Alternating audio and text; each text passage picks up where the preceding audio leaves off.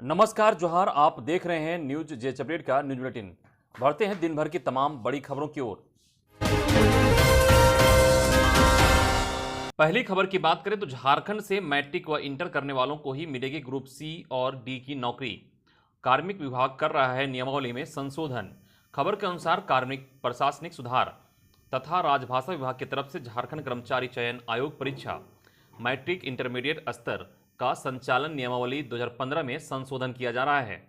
नए नियमावली के तहत अब झारखंड राज्य में मैट्रिक और इंटर स्तर की नियुक्तियों के लिए वे ही अप्लाई कर सकेंगे जिन्होंने झारखंड से ही मैट्रिक और इंटर दोनों परीक्षाओं को पास किया है।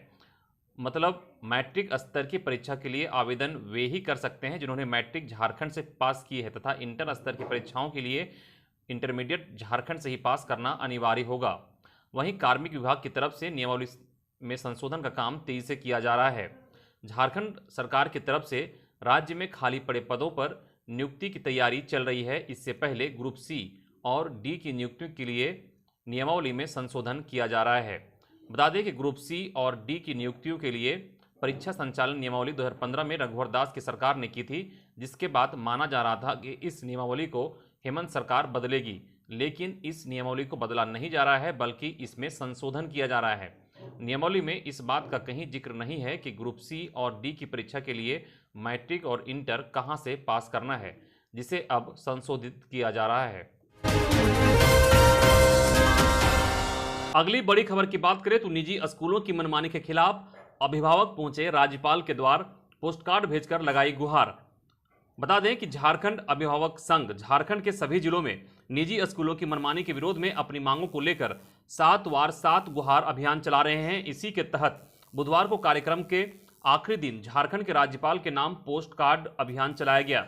इसके तहत शहीद चौक के सामने मुख्य डाकघर में पोस्ट कार्ड अभियान की शुरुआत की गई। इस मौके पर झारखंड अभिभावक संघ के अध्यक्ष अजय राय के नेतृत्व में पोस्टर व पोस्ट कार्ड के साथ मुख्य डाकघर के समक्ष पोस्ट कार्ड अभियान चलाया गया। इस मौके पर मीडिया से बात करते हुए अभिभावक संघ के अध्यक्ष ने कहा कि नए राज्यपाल रमेश बैस से अभिभावकों को काफी उम्मीद है।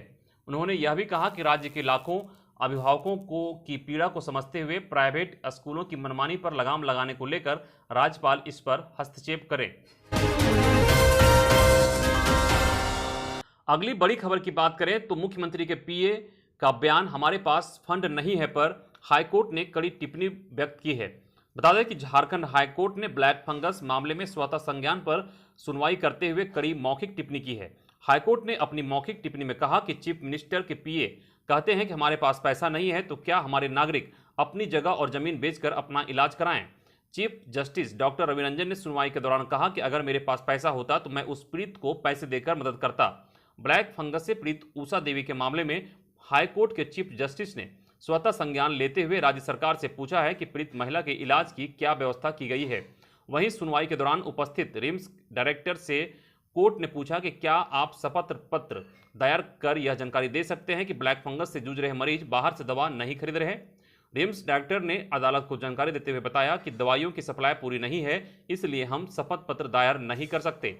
वहीं राज्य सरकार और रिम्स के डायरेक्टर को सुनने के बाद अदालत ने इस बात पर सहमति जताई कि अगर हर मरीज को एयरलिफ्ट कराकर इलाज के लिए भेजा जाना मुमकिन नहीं है, लेकिन रिम्स में उन्हें बेहतर इलाज मिले इसकी व्यवस्था जरूर की जानी चाहिए।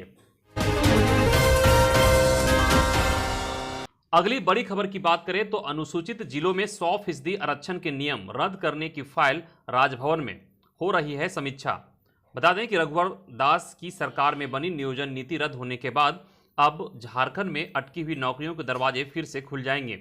हेमंत सरकार के 5 माह पूर्व के निर्णय के आलोक में कार्मिक विभाग ने राज्य के 13 अनुसूचित जिलों में 2016 से लागू 100% आरक्षण के नियम को रद्द करने के फाइल राजभवन भेज दी है। राजभवन में इसकी समीक्षा हो रही है। वहां से सहमति मिलते ही 2016 की नियोजन नीति को रद्द करने का संकल्प जारी कर दिया जाएगा। इसके साथ ही नई नियुक्ति के लिए नए सिरे से विज्ञापन निकाले जा सकेंगे। मुख्यमंत्री हेमंत सोरेन ने हाल में 1 माह के अंदर नियुक्ति पर लगी रोक हटाने संबंधी घोषणा की थी।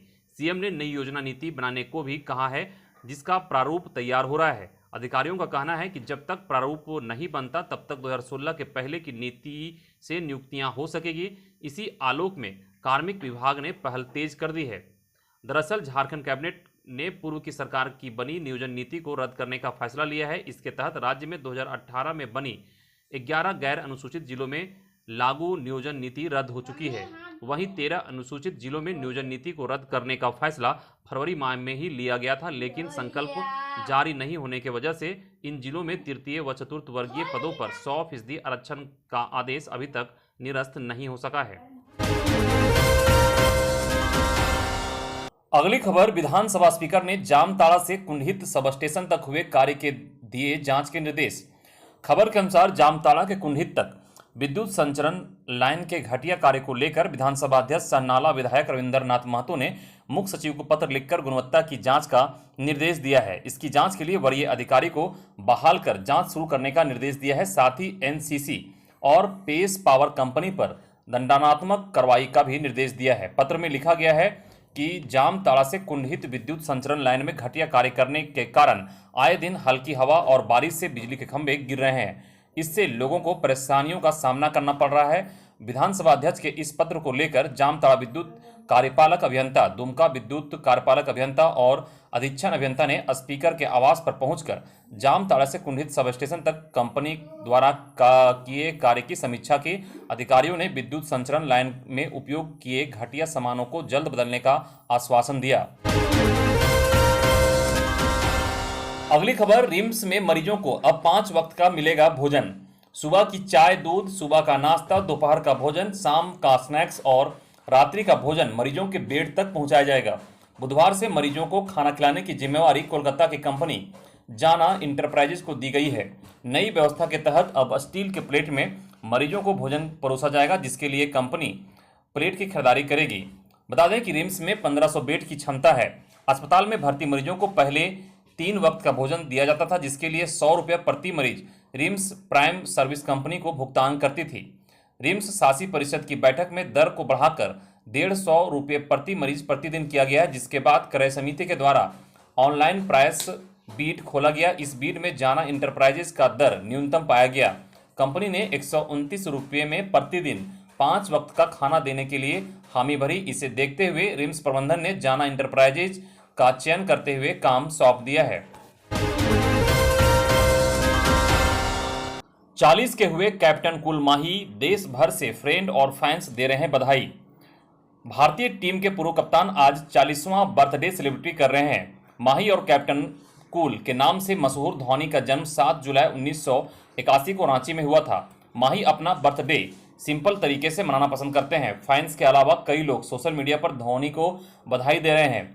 कैप्टन कूल धोनी को उनके बर्थडे पर आईसीसी, बीसीसीआई और क्रिकेटरों के अलावा उनके फैंस भी विश कर रहे हैं। बीसीसीआई ने ट्विटर पर धोनी को बर्थडे विश किया। बीसीसीआई ने माही को लीजेंड और प्रेरणा का स्रोत बताया। टीम इंडिया के पूर्व कप्तान एमएस धोनी को उनके जन्मदिन की बहुत बहुत बधाई भी दी। अगली खबर की बात करें तो पुलिस मुख्यालय का निर्देश, पुराने लैपटॉप, स्मार्टफोन दान के लिए कॉर्पोरेट रेलवे सीसीएल सहित कई कार्यालयों से करे अनुरोध। खबर के अनुसार कॉर्पोरेट रेलवे सीसीएल सहित कई कार्यालयों के प्रधान से पुराने लैपटॉप व स्मार्टफोन दान के लिए जिले के एसपी को पुलिस मुख्यालय ने अनुरोध करने का निर्देश दिया है। पुलिस मुख्यालय की ओर से जारी किए गए निर्देश में कहा गया है कि यदि जिला में कॉर्पोरेट संगठन और अधिक कर्मियों वाले संगठन के कार्यालय हों तो उनके स्थानीय प्रधान से संपर्क कर अनुरोध करें। वह अपने पदाधिकारियों और कर्मियों को पुराने स्मार्टफोन और लैपटॉप उपकरण बैंक में दान करने के लिए प्रोत्साहित करें। आम लोगों से पुराने स्मार्टफोन, लैपटॉप और कंप्यूटर दान करने की भी अपील की गई है। बता दें कि कोरोना महामारी ने सभी क्षेत्रों को बुरी तरह से प्रभावित कर दिया है, जिससे लोग परेशान हैं। शिक्षा पर भी इसका खासा असर पड़ा है। कोरोना काल में बच्चों की पढ़ाई काफ़ी प्रभावित हुई है। स्कूल कॉलेज लंबे समय से बंद है, सिर्फ ऑनलाइन क्लास ही चल रहे हैं। इस दौरान राज्य के गरीब बच्चों के पास मोबाइल, लैपटॉप जैसे उपकरण सुविधा नहीं होने के चलते उनकी पढ़ाई पिछले लंबे समय से बाधित है। ऐसे गरीब बच्चों की ऑनलाइन पढ़ाई हो सके, इसके लिए डीजीपी ने गरीब बच्चों की ऑनलाइन पढ़ाई के लिए पुराने स्मार्टफोन पुलिस को दान करने की अपील की है। अगली खबर पाकुड़ से है, जहां एक +2 स्कूल में राष्ट्रीय ध्वज का अपमान किया गया, जिसे लेकर एबीवीपी के कार्यकर्ताओं ने किया विरोध प्रदर्शन।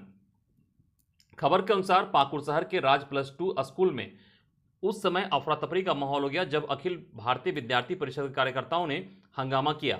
अभाविप के कार्यकर्ता स्कूल के दीवार पर पाकिस्तानी झंडा का चित्र बनाने व राष्ट्रीय ध्वज का अपमान करने को लेकर नाराज थे। कार्यकर्ताओं ने स्कूल के प्राचार्य विलास प्रसाद के समक्ष विरोध जताया। प्राचार्य से बातचीत कर कार्यकर्ताओं ने 2 दिनों के अंदर पाकिस्तानी झंडा को मिटाने और राष्ट्रीय ध्वज के बनावट में सुधार करने का अल्टीमेटम भी दिया। कहा कि सुधार नहीं होने पर विद्यार्थी परिषद द्वारा उग्र आंदोलन किया जाएगा। अगली खबर की बात करें तो झारखंड सरकार की रोक के बावजूद बोकारो से बिहार जा रही हैं यात्री बसें, एक पकड़ाई। बता दें कि झारखंड सरकार ने अंतर्राज्यीय बसों के परिचालन पर रोक लगाई है। इसके बावजूद बोकारो से बिहार जाने वाली पैसेंजर बसें नया मोड़ बस स्टैंड से खुल रही है। जरीडीह थाना प्रभारी ने एसपी के निर्देश पर बस को पकड़ा है। राज्य सरकार के निर्देश का उल्लंघन हो रहा है। थाना प्रभारी विनय कुमार ने बताया कि इसकी सूचना बोकारो जिला परिवहन पदाधिकारी को दे दी गई है। विनय कुमार ने बताया कि बस में कोरोना गाइडलाइन की धज्जियां भी उड़ाई जा रही है। बता दें कि जानकारी के मुताबिक राज्यों में बसों का परिचालन बंद होने के दौरान गाड़ियां चल रही थी। यदि टोल प्लाजा में लगे सीसीटीवी की जांच की जाए तो पूरे मामले का खुलासा हो सकता है। अगली खबर की बात करें तो बेहतर स्वास्थ्य सेवा के लिए कर्मियों की नियुक्ति शुरू, गिरिडीह जिले में निकला विज्ञापन। बता दें कि कोरोना की तीसरी लहर की आशंका के मद्देनजर जिलों में तैयारियां चल रही है। स्वास्थ्य कर्मियों की कमी का आकलन करते हुए नियुक्ति प्रक्रिया भी शुरू कर दी गई है। इसी कड़ी में गिरिडीह जिले में स्वास्थ्य कर्मियों की नियुक्ति के लिए विज्ञापन निकाला गया है। नियुक्ति अनुबंध या मानदेय आधारित होगी। इसके तहत पारामेडिकल स्टाफ्स की नियुक्ति भी की जाएगी। जिले में 11 विभिन्न पदों पर पारा स्टाफ्स की नियुक्ति की जाएगी। इनमें staff nurse, block data manager, cook, staff nurse, refrigerator, mechanic, pharmacist, counsellor, family planning, ANM जैसे पद प्रमुख हैं। नियुक्ति के लिए कुल 51 पद हैं। जारी नोटिफिकेशन में कहा गया है कि आवश्यकता अनुसार पदों की संख्या घटाई या बढ़ाई जा सकती है।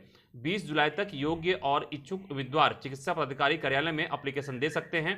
एप्लीकेशन स्पीड पोस्ट से भी किया जा सकता है। अगली खबर की बात करें तो लोकायुक्त ऑफिस में 1700 से अधिक मामले पेंडिंग, नियुक्ति का हो रहा है इंतजार। खबर के अनुसार लोकायुक्त जस्टिस डीएन उपाध्याय के निधन के बाद से लोकायुक्त कार्यालय अपने प्रमुख का इंतजार कर रहा है।